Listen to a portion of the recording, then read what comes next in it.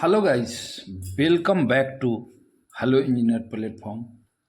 जैसा कि आप लोग को पता है कि मेरा आरसीसी का लेक्चर चल रहा है और इन आरसीसी मैं design of pre stress concrete beam start कर रखा हूँ या प्री स्ट्रेसिंग कंक्रीट स्टार्ट कर रखा हूँ। तो मैंने लास्ट दो क्लास में दो केसेस पढ़ा दिया। फर्स्ट केस हमारा क्या था? कंसेंट्रिक टेंडम, और सेकेंड वन था हमारा इसेंट्रिक टेंडम। बट वहाँ पे हमने आपको बोलना भूल गया था कि ये जो केसेस जो हैं, ये देखता है, ये जो केसेस हैं इनसे इसेंट्रिक और कंसेंट्रिक का एक कांस्टेंट इसेंट्रिसिटी के लिए है। ये जो केस है कांस्टेंट इसेंट्रिसिटी के लिए है। तो हमने जो दो केस आप लोग को पढ़ाया था कांस्टेंट इसेंट्रिसिटी का,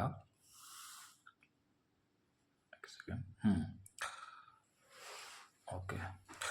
तो अभी आज का जो हमारा टॉपिक है, अगर कोई पहले एक अनाउंसमेंट है, अगर कोई न्यू स्टूडेंट इस वीडियो को देख पा रहे हैं तो उनसे रिक्वेस्ट है कि प्लीज़ जाकर मेरा चैनल सब्सक्राइब कर ले, बेल आइकन दबा ले, ताकि जब मैं नेक्स्ट वीडियो डालूं तो उनका मोबाइल में नोटिफिकेशन जा सके। ओके, आइए।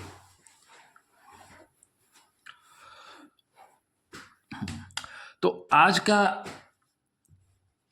एनालिसिस, मतलब आज का आप हेडिंग देख रहे हो कि analysis of pre stress concrete beam. ये हेडिंग तो पिछले क्लास में भी था, बट वहां पे मैंने लिखा था केस 2 और यहां लिखा हूं केस 3। ओके, एक अंतर हो गया। Tendon placed at varying eccentricity, yes. और वहां पे मैं लिखा नहीं था, लिखना था कि हमने वहां पे लिखा था ना इसेंट्रिक टेंडन, उसके अंडर ब्रैकेट में लिखना था कांस्टेंट इसेंट्रिसिटी।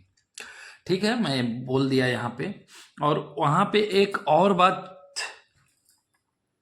मतलब वो मैं करना भूल गया था इसमें फिगर में, मैं अभी दिखा देता हूँ। ये देखिए, ये सिंपली सपोर्टेड बीम है फ्रेंड, तो यहाँ पे वो मैं लगाना भूल गया था। कोई बात नहीं, आज बोल दिया तो आप लोग को कंफ्यूजन ना हो जाए। ये देखिए, अभी मैं लगा दिया दोनों में, ठीक है। तो चलिए आज का हम लेक्चर स्टार्ट करेंगे। आज का हमारा लेक्चर है कि tendon placed at varying eccentricity.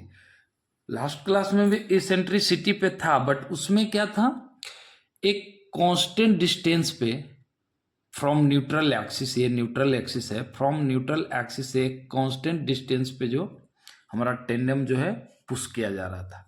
But यहाँ पे कांस्टेंट डिस्टेंस से नहीं हम लोग पुट कर रहे हैं, क्या है, varying distance at varying eccentricity. अब बताते हैं इसमें वैरिंग इसेंट्रिसिटी में टेंडन पैलेस एट, इसमें 3 केसेस हैं। कैसे? थर्ड केस का मैंने 1 पढ़ा, 2 पढ़ा, और ये आज तीसरा पढ़ रहा हूं। तीसरा का फिर सब डिवीजन है 1, 2 और 3। तो आज हम लोग इसका तीसरा का 1 केसेस पढ़ेंगे। बाकी कौन कौन सा कॉन्सेप्ट है, स्ट्रेस कॉन्सेप्ट, दूसरा लोड बैलेंसिंग कॉन्सेप्ट, और तीसरा स्ट्रेंथ कॉन्सेप्ट। तो out of 3, 1 will be discuss over here. Okay, तो मैं 3 में से 1 को अभी डिस्कस कर रहा हूं, करूंगा। तो आइए, अभी हम लोग कौन सा पढ़ रहे हैं? First one, stress concept of pre stress concreting beam of varying eccentricity. आइए, तो अब फिगर में देखिए, फिगर में आपको एक चेंजिंग दिखेगा। वो फिगर जो था, 2 जो मैं फिगर बनाया था, तो एक में तो ये वाला जो टेंडन जो है, ये तो हमने ये न्यूट्रल एक्सिस पे ही मान लिया था, तो कॉन्साइड हो गया था। तो उस केस को हमने कॉन्साइड बोल दिया था, कॉन्सेंट्रिक बोल दिया था। सेकेंड वन जो हमारा केस था कि एक कांस्टेंट इसेंट्रिसिटी पे, यहाँ पे ये कांस्टेंट इसेंट्रिसिटी पे हमने टेंडम ओ किया था, टेंडम को पुश किया था, तो वो हो गया हमारा इसेंट्रिक केस। और ये भी इसेंट्रिक केस में ही, और वो दोनों जो केसेस था ना वो कांस्टेंट इसेंट्रिसिटी के लिए थे, लेकिन यहाँ पे जो है एट वैरिंग इसेंट्रिसिटी। अब इसेंट्रिसिटी वैरी कैसे करेगा फ्रेंड, वो हमको समझना है, और इस केस में स्ट्रेस कॉन्सेप्ट में किस टाइप से हम लोग यहाँ पे उसको निकालेंगे। तो आइए, आप देख पा रहे हो कि ये सब तो बताने की जरूरत नहीं है। लोड पर यूनिट लेंथ ये यूनिफॉर्मली डिस्ट्रीब्यूटेड के लिए है। ये हमारा बीम का टोटल लेंथ मैंने एल माना है। ये न्यूट्रल एक्सिस है और बीम का, ठीक है, ये सब तो कोई बात नहीं है। तो अब देखिए, अब हमारा क्या है कि न्यूट्रल एक्सिस है। अब हमारा जो है टेंडम जो है ना, इस पॉइंट से हमने इंसर्ट करना स्टार्ट किया। ये वैरिंग कर, इस पॉइंट से जब आ रहा है, ये देखिए यहाँ पे इतना था, यहाँ पे घटते घटते घटते घटते यहाँ तक जीरो हो गया न्यूट्रल एक्सिस पे आके। फिर यहाँ पे ऐसे ऐसे बढ़ते बढ़ते बढ़ते बढ़ते फिर यहाँ पे मिड पे मैक्सिमम हो गया। अभी फिर ये धीरे धीरे धीरे धीरे जाएगा, यहाँ पे फिर मिनिमम हो रहा है, फिर धीरे धीरे धीरे धीरे जाते जाते यहाँ पे जीरो हो गया, फिर धीरे धीरे। तो ये मतलब ईच एंड एवरी पॉइंट, हर एक पॉइंट पे हमारा इसेंट्रिसिटी जो है वेरी कर रहा है। ये इसेंट्रिसिटी जो है कांस्टेंट नहीं है यहाँ पे, और ये वेरी कर रहा है। तो अब इस वेरिंग वाला केस में हम लोग कैसे एनालिसिस करेंगे, उसको आज देखना है, समझे? ओके, तो आ जाइए। अब इसका ना एक मैंने क्रॉस सेक्शन काट लिया। क्रॉस सेक्शन तो लास्ट और सेकंड लास्ट केस में भी काटा है। तो ये मैंने एक क्रॉस सेक्शन काटा। तो जब क्रॉस सेक्शन काटा तो इसका ब्रेथ हो गया बी, डेप्थ हो गया डी, और ये देखिए हमारा ये न्यूट्रल एक्सिस या सीजी है, सेंटर ऑफ ग्रेविटी, वहाँ से हमने ये टेंडम का जो एक लोकेशन लिया है ई एक्स इसेंट्रिसिटी पे। यहाँ आइए, यहाँ से समझने से अच्छा है कि ये मैंने जो ये जो सेक्शन काटा है, इस x x distance x x पे काटा है, फ्रॉम एक्स डिस्टेंस पे लेफ्ट से, ये लेफ्ट हैंड साइड से इधर एक्स डिस्टेंस पे एक्स एक्स पे एक क्रॉस सेक्शन काटा है, सॉरी। तो क्रॉस सेक्शन काटा है, तो ये देखिए यहां से लेके न्यूट्रल एक्सिस से लेके यहां तक का टेंडेंट का ई एक्स, यहां भी हो जाएगा e x one e x two, मतलब वेरिंग होगा। तो ई एक्स हमने ये वही वाला इसेंट्रिसिटी दिखाया फ्रेंड, ये यहाँ वाला क्रॉस सेक्शन यहाँ दिखा दिया कि यहाँ पे हमारा टेंडेंट है, यहाँ पे न्यूट्रल एक्सिस से ई एक्स डिस्टेंस पे जो है हमारा टेंडेंट, और ये टेंडेंट में जो फोर्स लग रहा है वो पी लग रहा है। वो पी फोर्स दिखाना मैं भूल गया, तो बिना पी फोर्स का हम लोग एनालिसिस कैसे करेंगे, वही तो बात है। तो अभी मैं इसको दिखा दे रहा हूँ, क्योंकि बिना पी फोर्स का हम लोग ये प्री स्ट्रेसिंग फोर्स यहाँ पे ये एंगल पे लग रहा है फ्रेंड, ये सीधा नहीं है, ये एंगल पे लग रहा है, पी लग गया, ये इस एंगल पे लग रहा है ना, मैं सीधा वहाँ पे नहीं दिखा सकता। तो आइए अब जो है हम लोग इसका एनालिसिस करते हैं। आइए, तो ये जो हमने फोर्स लगा दिया अभी, ये फोर्स लगाया अभी, और ये मैं जैसा कि यहाँ का सेक्शन काट लिया, और इसेंट्रिसिटी जो है हर एक पॉइंट पे वेरी कर रहा है। अब आ जाइए इसी फिगर को, अब हमारा ये फोर्स या तो ऊपर से ऐसे दिखाइए एंगल पे, या फिर नीचे से दिखाइए, मुझे सुविधा, ये वही पॉइंट है, ये यही पॉइंट, यही वाला पॉइंट है, ठीक है। तो मेरा जब इस एंगल पे फोर्स लग रहा है फ्रेंड, तो होराजेंटल से एक थीटा एंगल बना रहा है, कितना? तो आप लोग कंपोनेंट पढ़े होंगे, कंपोनेंट तोड़ना तो आता है कि होराजेंटल से जो एंगल बनाएगा थीटा, वो जिस जहाँ पे एंगल जहाँ से बनाएगा उधर हो जाएगा कॉस थीटा, और जिधर से थीटा नहीं एंगल बनाएगा उधर हो जाएगा साइन थीटा। एक कंपोनेंट के लिए तो आसान तरीका है कंपोनेंट तोड़ने का, ये तो आप जान रहे हो। तो अब हमारा यहाँ से एंगल बना रहा है, तो जहाँ से थीटा है उधर में हो जाएगा कॉस थीटा और इधर हो जाएगा साइन थीटा, चूंकि रूल ऑफ कंपोनेंट से। तो रूल ऑफ कंपोनेंट से हमने इस फिगर को आगे बढ़ाते हुए हमने क्या कर दिया, इस फिगर को आगे बढ़ाते हुए क्या कर दिया कि ये जो पी थीटा लग रहा था, पी लग रहा था थीटा एंगल पे, इसको हम बोल दिया पी कॉस थीटा और P sine theta. Yes, but हम लोग का तो फोर्स जो लग रहा है ऐसे लग रहा है, हॉरिजॉन्टली हम लोग एनालिसिस कर रहे हैं, चूंकि बीम का एनालिसिस कर रहे हैं। तो ये जो नॉर्मल जो फोर्स लग रहा है, ये जो एक कंपोनेंट आ गया पी साइन थीटा, इस पे तो हमारा कोई फोर्स नॉर्मली काम नहीं कर रहा है। तो जब नॉर्मली काम नहीं कर रहा है तो ये फोर्स नेग्लेक्ट कर देंगे हम लोग, इसको लेके चलने का जरूरत नहीं है। समझ पा रहे हो? जैसे हम लोग तो एनालिसिस इस डायरेक्शन में कर रहे हैं, अगर तो इस डायरेक्शन में कोई तो नॉर्मल फोर्स काम नहीं कर रहा है, पॉइंट लोड। अगर कोई पॉइंट लोड होता तो ये नॉर्मल को कंसीडर करता, बट पॉइंट लोड कोई काम नहीं कर रहा है, तो हम लोग इसको सिर्फ कंसीडर करेंगे पी कॉस थीटा।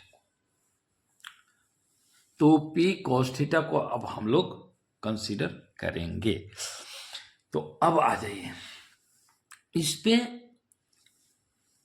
अभी मैं बताया था कि अगर हमको किसी डिस्टेंस पे कोई फोर्स लग रहा है, उसको हमको न्यूट्रल एक्सिस पे लाना है, तो एनालाइज करना है, अगर न्यूट्रल एक्सिस पे देखना है तो हम उसको मोमेंट के रूप में कैसे लिखते हैं ये तो मैं बता रखा हूं। तो मोमेंट के रूप में हम लोग क्या लिखेंगे कि P cos theta into e x, क्योंकि हम यहाँ पे देखना चाह रहे हैं, यहाँ पे ये फोर्स लग रहा है यहाँ पे, तो यहाँ पे मोमेंट देखने के लिए क्या करेंगे, ये वाला force P cos theta into distance e x. तो मैं देखिए यही लिखा हूँ फ्रेंड मोमेंट कि P cos theta into e x यहाँ पे आ गया। और जब हम ये इसको हम न्यूट्रल एक्सिस पे लेकर चला गया इस फोर्स को, मोमेंट को, तो एक फोर्स भी आ जाएगा हमारा, क्योंकि ये तो फोर्स यहाँ लग रहा है तो यहाँ भी तो लगेगा ना, और ये कितना डिस्टेंस पे लग रहा था वो उसके लिए एक मोमेंट दे देगा। तो ये देखिए पी कॉस थीटा ये न्यूट्रल एक्सिस के लोकेशन पे चला गया और पी कॉस थीटा एक्स जो है एक मोमेंट आ गया। ठीक है, तो ये आप लोगों ने देखा, इसी को एनालाइज कर रहे हैं। इस पॉइंट को ही पहले क्रॉस सेक्शन काटा, फिर उसको हम इस फिगर में कन्वर्ट किया, फिर उसको इस फिगर में कन्वर्ट किया, और फिर इसको हम नेक्स्ट इस फिगर में कन्वर्ट कर रहा है। तो मुझे लग रहा है कि आप लोग को धीरे धीरे 1 बाई 1 करके ये चीज़ें सारी क्लियर हो रही है, और इतना अच्छे से मैं एक्सप्लेन कर रहा हूँ, होना ही चाहिए। अगर फिर भी कोई पॉइंट अगर आप लोग को लगे कि नहीं क्लियर नहीं हुआ है, तो आप लोग ना मेरा चैट बॉक्स में मैसेज करके आप पूछ सकते हो। ओके, तो अब हमारा कितना हो गया, एक तो moment due to E X eccentricity हो गया पी कॉस ई एक्स, एक हो गया हमारा हमने लास्ट क्लास में पढ़ा था कि कांस्टेंट जो होता है डायरेक्ट जो स्ट्रेस होता है पी बाई ए होता है, डायरेक्ट स्ट्रेस पी बाई ए हो रहा था, तो उसी तरह यहाँ पर भी तो पी बाई ए हो जाएगा। तो पी बाई ए क्या हो गया, डायरेक्ट स्ट्रेस पी बाई ए, तो यही तो है ना पी, यहाँ पे एक्चुअली में कंपोनेंट में तो पी कॉस थीटा हो गया। तो अब ये पी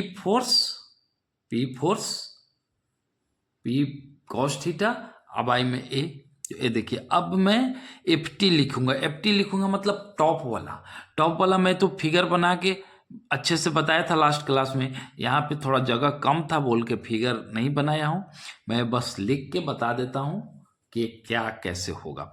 तो अब देखिए डायरेक्ट जो हमारा स्ट्रेस होगा, तो डायरेक्ट स्ट्रेस क्या हो गया, पी कॉस थीटा बाई ए, वहाँ जैसा सेम है, ये कॉस थीटा हटने से पी बाई ए हो जाता।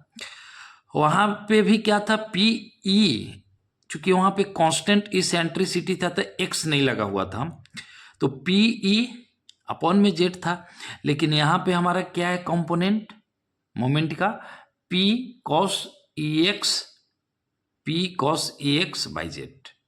ये हमारा क्या हो गया, stress due to pre stressing force.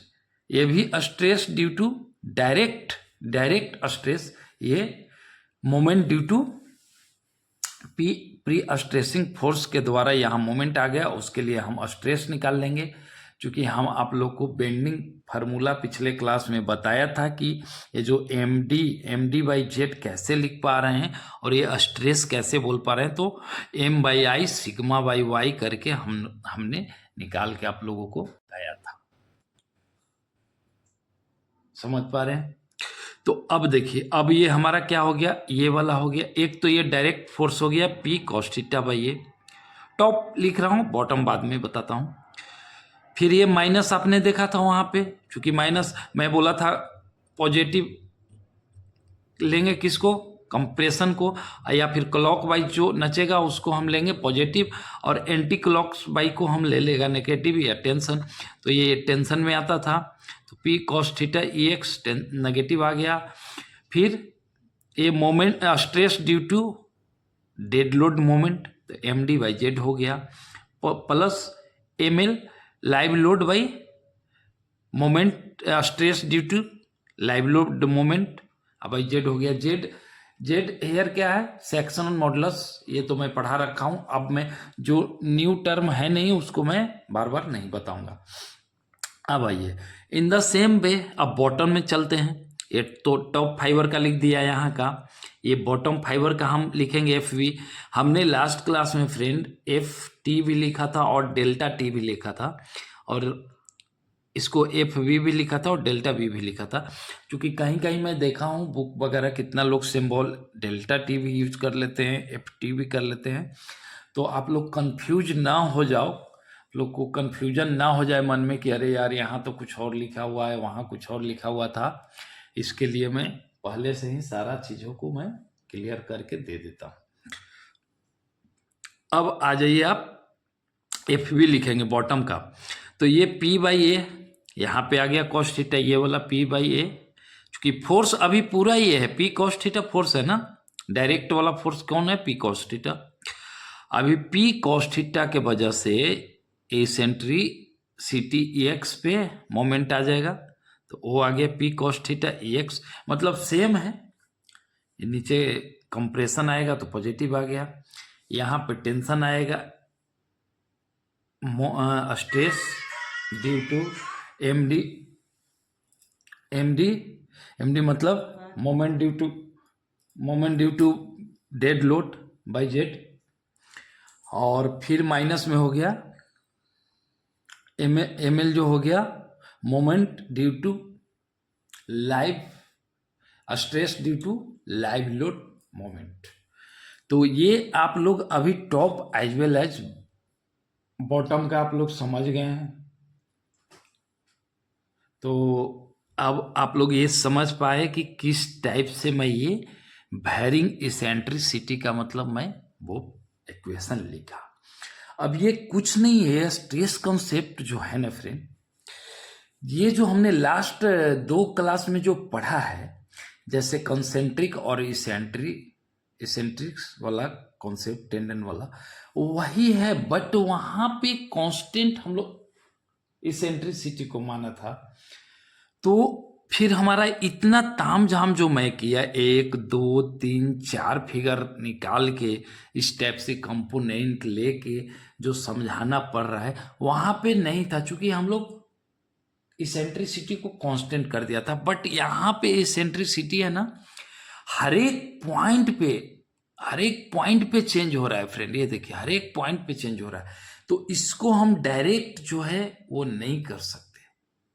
तो डायरेक्ट नहीं कर सकते हैं, दैट्स वाई हमने ये इस टाइप का इक्वेशन लिखा है।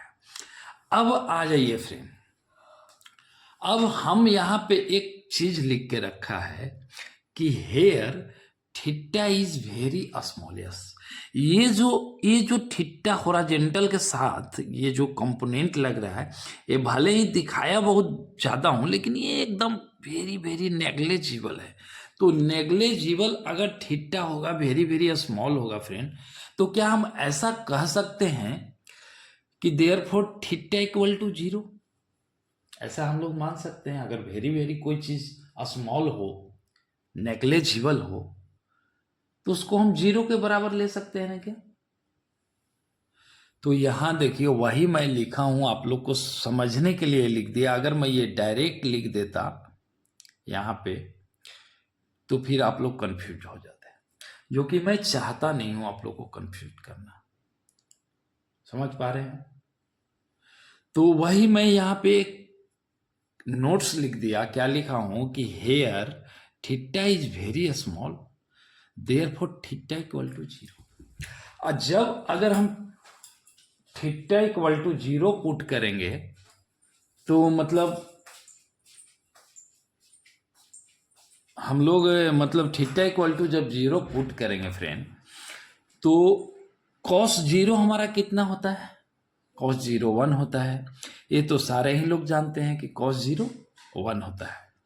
तो अगर अब यहाँ पे कॉस 0 1 हो गया, तो अब हम लोग क्या करेंगे? अब हम लोग क्या करेंगे कि ये जो कॉस 0 इक्वल टू 1 हो गया, मतलब थीटा की जगह पे 0 जो पुट किया तो 1 हो गया। तो अब देखिए, यहाँ पे अगर 0 पुट करेगा तो कॉस 0 इक्वल टू 1 हो गया। तो अगर यहाँ पे 1 हो गया, फिर यहाँ पे 1 हो गया, तो क्या हमारा एफ टी इक्वल टू ये आ जाएगा फ्रेंड? पी बाई ए बच गया, क्योंकि कॉस 0 इक्वल टू 1 हो गया। पी बच गया और ई एक्स बच गया, यहाँ पे तो 1 हो गया, तो पी ई एक्स जेड हो गया।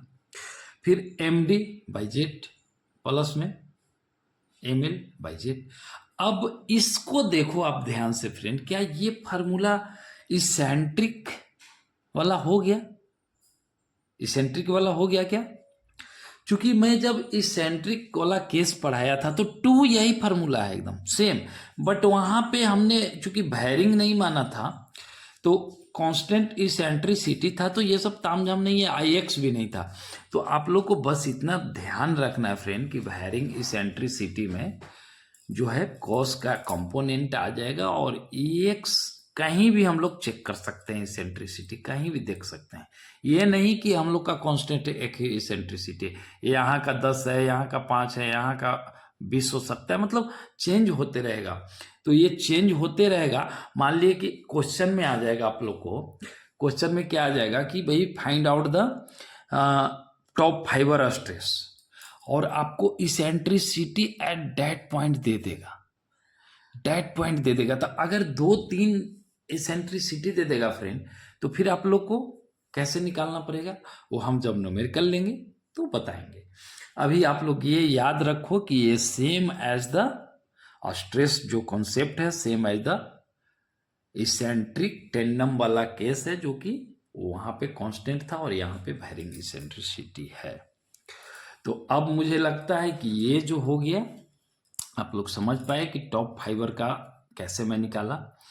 अब ये बॉटम फाइबर का सेम हो जाएगा फ्रेंड, चूंकि कॉस 0 इक्वल टू 1 हो गया, तो पी बाई ए। और यहाँ पे ये साइन का ध्यान रखना है फ्रेंड। यहाँ पे देखिए माइनस है, ये माइनस है तो ये प्लस है। क्यों? क्योंकि मैं अच्छे से लास्ट क्लास में कंप्रेशन वाला हम लोग प्लस ले रहे हैं और टेंशन वाला हम लोग माइनस ले रहे हैं। तो यहाँ पे टेंशन आता है ऊपर में, चूंकि ये एंटी क्लॉकवाइज हमारा नचाने का कोशिश कर रहा था, और ये जो है dead load moment due to dead load stress जो है वो क्लॉकवाइज ऐसे नचाने का। अब समझ पाते हो ना फ्रेंड? ये हमारा हो गया एंटी क्लॉकवाइज और ये हमारा हो गया क्लॉकवाइज, ये ऐसे समझ पाते हो। और ये एंटी क्लॉक मतलब घड़ी का दिशा, घड़ी का दिशा में जब हम चलेंगे तो पॉजिटिव लेंगे, घड़ी का विपरीत दिशा में चलेंगे तो हम लोग नेगेटिव लेंगे। तो अब आइए, अब हमारा जो है बॉटम फाइबर का भी हम लोग इन द सेम वे निकाल लिया, P by A P E x by Z minus M D by Z minus M L by Z. तो ये फ्रेंड हमारा जो है मतलब हमारा जो है ये जो है, अच्छा आप लोग को ये शायद दिख नहीं पा रहा था। अभी देखिए ये टॉप फाइबर और ये बॉटम फाइबर का वो ये नीचे में था, मैं बोलता चला गया, ये दिख नहीं पा रहा होगा आप लोग को। अभी देख लीजिए टॉप फाइबर का जो लिखा हुआ है ये है, बॉटम फाइबर का ये है, सेम है। अभी यहाँ पे हम लोग 0 रख दिया था, थीटा की जगह पे, तो 1 हो गया, ये भी 1 हो गया, तो ये आ गया आपका सेम एज द इसेंट्रिक, जो कि कांस्टेंट वाला इसेंट्रिक टेंडम का केस आ गया। तो अब हम लोग फ्रेंड फिर से एक बार कंपाइल कर दे रहा हूं फ्रेंड, समराइज कर दे रहा हूं। हम लोग केस 1 पढ़ा जो कि कॉन्सेंट्रिक हो गया, केस 2 पढ़ा जो कि इसेंट्रिक हो गया, जो कि कांस्टेंट इसेंट्रिसिटी, और अब हम लोग पढ़ रहे हैं केस 3। केस 3 में हम लोग पढ़ रहे हैं फर्स्ट, सेकंड, थर्ड। तो फर्स्ट, सेकंड, थर्ड, केस 3 में 3 केस है, जिसमें से आउट ऑफ 3 मैं फर्स्ट केस अभी पढ़ रहा हूं, स्ट्रेस्ड कॉन्सेप्ट। तो अब आप लोग समझ पाए कि थर्ड केस का 3 है, जिसमें से हम लोग फर्स्ट आज कवर किया है, और हम लोग जो बाकी का रेस्ट 2 है वो नेक्स्ट क्लास और नेक्स्ट का नेक्स्ट क्लास, और क्लास जितना देखते हैं कितना क्लास में ये कवर कर पाते हैं हम लोग कवर करेंगे। और यहाँ पे overall about that's overall about stress concept. अगर इतना बताने के बाद, इतना अच्छे से बताने के बाद, फिर भी किसी भी स्टूडेंट का कोई भी कंफ्यूजन रहता है, तो मैं रिक्वेस्ट कर रहा हूं उनसे कि प्लीज वो जाके मेरा चैट बॉक्स में वो एक बार लिख के पूछ सकते हैं कि हाँ ये कॉन्सेप्ट में थोड़ा सा मुझे दिक्कत हो गया, आप इसको थोड़ा फिर से एक्सप्लेन कर दीजिए सर। और that's all about our today class. अब मैं फिर मिलूंगा नेक्स्ट कॉन्सेप्ट, ये 2 आउट ऑफ 3 में से 2 जो बच रहा है किसी एक के साथ नेक्स्ट क्लास में। अगर कोई न्यू स्टूडेंट इस वीडियो को देख रहे हैं तो उनसे रिक्वेस्ट है कि प्लीज़ जाके मेरा चैनल सब्सक्राइब कर ले, बेल आइकन दबा लें, ताकि जब मैं नेक्स्ट वीडियो डालूं तो उनका मोबाइल में नोटिफिकेशन जा सके। Okay friend, thanks, bye.